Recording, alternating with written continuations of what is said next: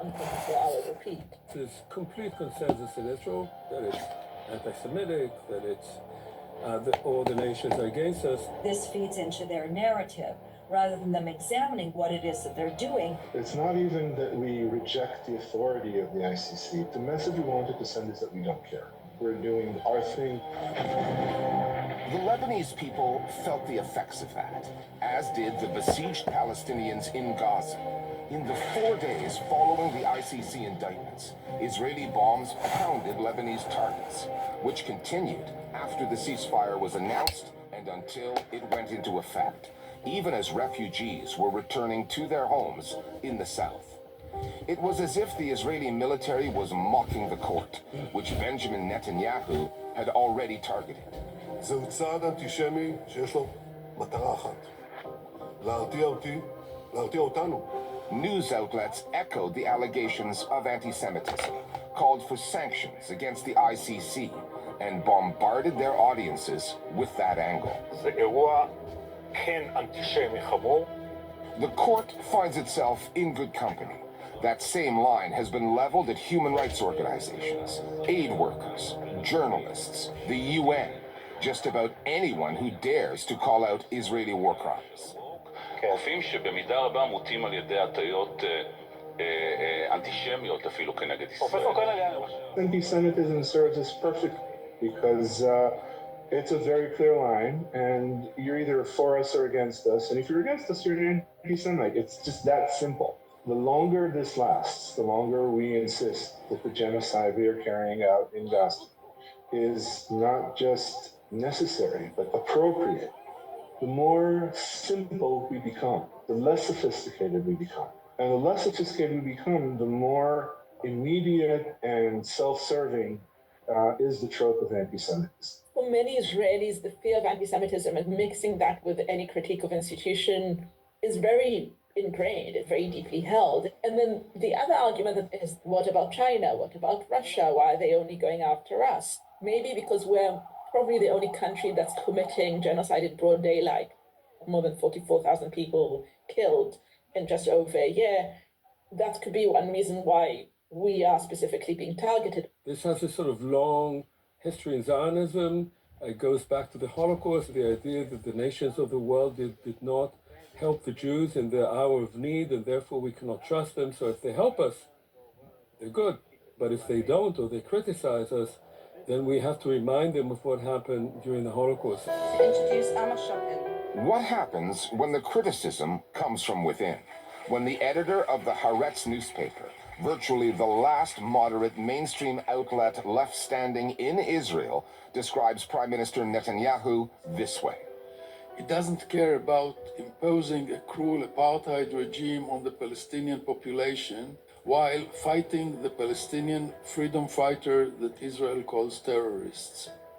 Citing that speech and Haaretz's sometimes critical coverage of the war, the Israeli government cut ties with the paper, announcing it will no longer place ads in Haaretz, denying it a vital source of revenue. The paper reacted by likening Netanyahu to other leaders notorious for limiting freedom of the press in their countries. Having banned Al Jazeera from reporting from Israel 7 months ago, the Israeli authorities are now tightening their grip on the internal news narrative. There had been a conscious attempt from the government for a while to shut down Haaretz. So they were just looking for something like this to happen, and then Shokin said this, and then it just exploded. But Haaretz has been probably the only newspaper that brings testimonies from Gaza, that has reporters that actually talk about what's happening in Gaza and also in the West Bank. This isn't a boycott in terms of giving interviews or access to government offices. That's not on the table. And the Israeli government doesn't talk to Haaretz that much anyway, even though I assure you, Haaretz is the first paper Netanyahu reads every morning. This is an attempt to go after Haaretz's finances. The government pays for all of these ads. And it's right out of the textbook for how to emerge as a fascist dictatorship 101. Israel has long been a fascist state, at least towards Palestinians. It's now turning its fascism inwards towards those who actually consume Haaretz. It began with Al Jazeera because something like 75% of Palestinians consume Al Jazeera as their primary source of news. And it's been extended onto Haaretz is because they don't want to have any critique of Israel's carrying out these war crimes and genocide in Gaza, as well as war crimes in Lebanon. Journalists in Israel constantly work under military censorship. To circumvent that, some reporters or sources will take sensitive information, feed it to news outlets outside the country, thus allowing Israeli journalists to report on it by attributing it to those organizations overseas. Last week, on the day the ICC indictment came down, news broke that one of Benjamin Netanyahu's aides had been indicted by an Israeli court for allegedly leaking a classified document to Bild, Germany's biggest selling paper. בחקירה עולה שפלדשטיין החליט להפיץ את המסמך הביטחוני המסווג לכלי תקשורת בישראל. The resulting story, which surfaced in September, suggested Netanyahu wasn't the one preventing a deal to free the captives held by Hamas. Hamas's leadership was. Consider the timing. That story went out just after 6 Israeli captives had been found dead, and Netanyahu was feeling the heat. The suspicion, widely held, is that the story came out of what Israelis now call the poison machine. The operatives working under Netanyahu, in the shadows, misinforming Israelis, distracting them, and swinging news narratives in the Prime Minister's favor. Now, everybody knows about the poison machine in Israel. The circle of advisors who surround Netanyahu and who provide the media with all kinds of half-truths meant to undermine any news outlet, put something against him. It's not a secret, but it doesn't mean that it doesn't work. And the extraordinary thing is that a leader of a state that was humiliated on October 7th, which was very much triggered by Netanyahu's own policies, his position has improved rather than deteriorated. The very fact that Israeli media is talking about this, people are critical of Netanyahu about this, serves Netanyahu as well. Netanyahu wants this stuff to be front and center, because the more the Israeli public is talking about these details, the less the Israeli public is talking about the state of war, talking about the implosion of Israel as a result of this war. This is Netanyahu's method. He likes to have people obsessed about very, very minor details, because that keeps them confused and too occupied to see the broader picture. Then there are the Israelis who don't want to see the broader picture.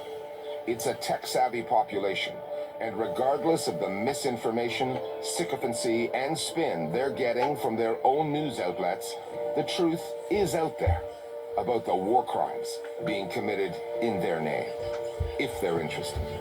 Israelis can get the same media that you and I and others are consuming. They can watch social media, they can see other outlets, some can see Al Jazeera, they choose not to. Israelis prefer to keep their heads in the sand, denying the fact that they are carrying out a genocide. And just imagine how it's going to reflect in the future on not only the country, but the people who allowed this genocide to continue and didn't even bother questioning it when this is the only genocide that we know has been live streamed.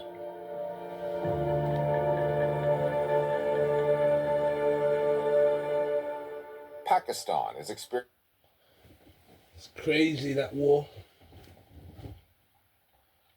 So sick and tired of keep seeing this war, all these main bodies and destruction of the buildings, and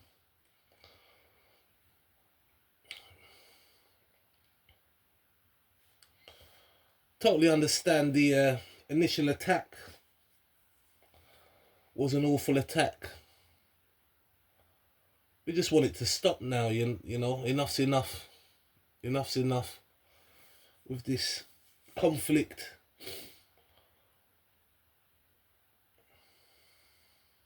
And now Pakistan started now. Initially imposed an internet blackout. What was different this time was that once the blackout was lifted, people in the city reported being unable to share photos or videos via WhatsApp. A report by Al Jazeera this week offered a clue as to why. According to sources at the Ministry of Defense and 2 internet service providers, Pakistan has deployed Chinese technology to create a so-called national internet firewall. Unlike blunt methods like internet blackouts, this new tool is designed to give the authorities greater control over what they can restrict, right down to specific features of applications. It's all part of a wider crackdown on freedom of speech since Imran Khan's removal from power in 2022 ignited widespread unrest. The social media platform X has been banned since protests back in February. Khan has been in prison for more than a year and faces more than 100 criminal charges, all of which he denies. Polls indicate he remains the country's most popular politician. His party, the PTI, has put the demonstrations on pause. With mainstream media in Pakistan already heavily censored, the new firewall is one more barrier standing in the way of the PTI side of the story. Thanks, Ryan. Next door to Pakistan, in Bangladesh, it's been 3 months now since a student uprising swept the country's authoritarian Prime Minister, Sheikh Hasina, from power. During her 15-year rule, Hasina and her party, the Awami League, criminalized political dissent, curtailed press freedom, censored news outlets, jailed journalists, or forced them into exile. With Hasina's departure, many news organizations that had persistently toed the line under her administration have started speaking truth to power. The interim government now in charge says it supports this rejuvenation of Bangladeshi journalism, that it actually welcomes criticism. When in Rome. However, challenges remain, from media owners eager to curry favor with the powerful to the lack of legal measures safeguarding media freedom. The Listening Post's Meenakshi Ravi now on the newly opened media space in Bangladesh and the prospect of lasting change. When protests broke out in the capital of Bangladesh, Dhaka, in June this year, few could have predicted that within weeks, cities across the country would be in revolt, and that by early August, Prime Minister Sheikh Hasina, the woman who had governed for more than 20 years, would have fled. প্রধানমন্ত্রীর পদ থেকে পদত্যাগ করে বিদেশে চলে গেছেন শেখ হাসিনা। আবারও বলছি, ছাত্র জনতার নজিরবিহীন আন্দোলনে শেখ হাসিনা পদত্যাগ করে দেশ ছেড়েছেন। It was a rapid and seismic political upheaval. Overnight, the country's media did a 180-degree flip. I remember on August 4, they were completely talking against the student movements, and they were saying that instead of students, the terrorists from political parties were leading the revolution. I mean, they were completely vilifying the student revolution. সময় পরিক্রমায় শিবিরের brain child এই আন্দোলন এখন সর্বজনীন কোটা সংস্কার আন্দোলন হলেও তাতে এখনো কলকাঠি নাড়ছে ছাত্র শিবির। And on August 5th, I have seen a reporter saying that fascist Hasina has fled. দর্শক, সকাল থেকেই কিন্তু শাহবাগ এলাকায় জড়ো হওয়ার চেষ্টা করছেন ছাত্রছাত্রীরা এবং নানা শ্রেণী পেশার মানুষ। The Prime Minister fled from Bangladesh and went to India. With the previous regime, to the point where they almost became the de facto mouthpieces of the Awami League government. After Sheikh Hasina fell on August 5th, and you opened the newspapers and every single front page called her a fascist, called her a dictator, called her regime authoritarian. You know, newspapers that we just didn't even think had that term in their vocabulary when it came to referring to her. It showed what a free... Not just Trump then. Do. In Sheikh Hasina's wake, Bangladeshi media outlets have flexed journalistic muscles that many thought had completely atrophied in the more than 2 decades of her government. There have been investigative pieces revealing what went down in the very last days that Sheikh Hasina was in the country. The orders she gave and the eventual pushback that came from an army that knew she had to flee or risk being killed. Such intimate reporting of the former Prime Minister had long been one of the most stringent editorial red lines in the country. Journalists have also, unlike during the Hasina years, delved into the extent of government corruption. Rooppur পারমাণবিক বিদ্যুৎ কেন্দ্র থেকে $500 কোটি বেশি আত্মসাৎ করেছেন সাবেক প্রধানমন্ত্রী Sheikh Hasina. Fraud and cronyism in the corporate world is also more sharply in the spotlight. For example, conglomerates closely allied to the Hasina government, like the S. Alam Group. This is a huge story. S. Alam Group became so powerful, and it's one of the closest ally of the then Prime Minister. It started using state security apparatus for hostile takeover of different organizations, including media. It took over Ekushe Television, which aired one of the speeches given by the opposition BNP leader who is in exile in London. Similarly, he took over 8 banks. Now reports are coming out that he took away almost $20 billion from these banks, and most of his money, actually, investment now is in abroad, not in Bangladesh. I was one of the authors of one of the stories that you're talking about, and I want to tell you that That's a traitor move, that. it was really like a run-of-the-mill regular business story that any publication should be doing. But over here, this involved so much secrecy. It involved multiple layers of legal vetting. I honestly just think we did our duty. The newspaper Zaima Islam works for is rare in Bangladesh. The Daily Star is a publication that pushed against media repression even during the Hasina years. The journalism the paper produced was matched by the work of just one other outlet, Prothomalo.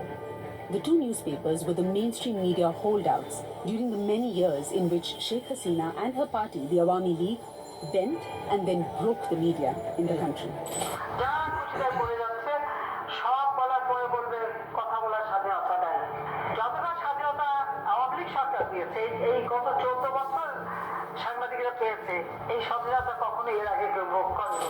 Media outlets that could not be co-opted were bought out by cronies. Systematic intimidation pushed journalists deeper and deeper under a pile of stories that were deemed taboo. They got calls from officials. Even the most meekly challenging journalists would be blacklisted from the Prime Minister's highly choreographed press conferences. Many journalists left the mainstream and moved online, and yet even they were amongst those kidnapped and disappeared by thugs paid off by the government. Those who were spared were ensnared by harsh media laws. One usual tactic was to sort of deploy supporters to sue journalists and editors with multiple cases in various places in the country. Propaganda and hates and also the bigotry increase a lot.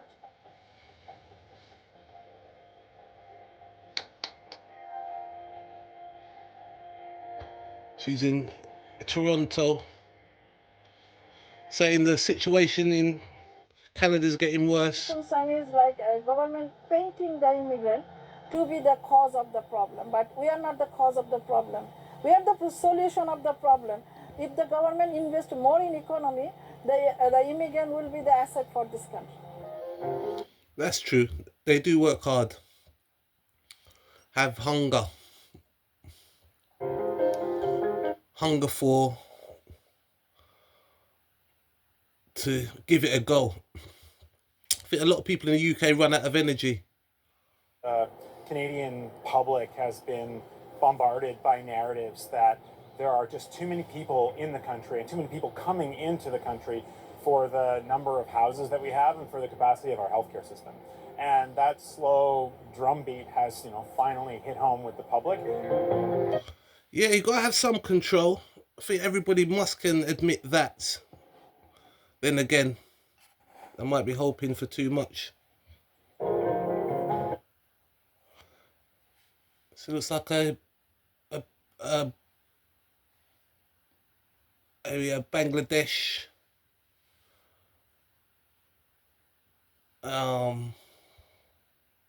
diaspora in Canada there.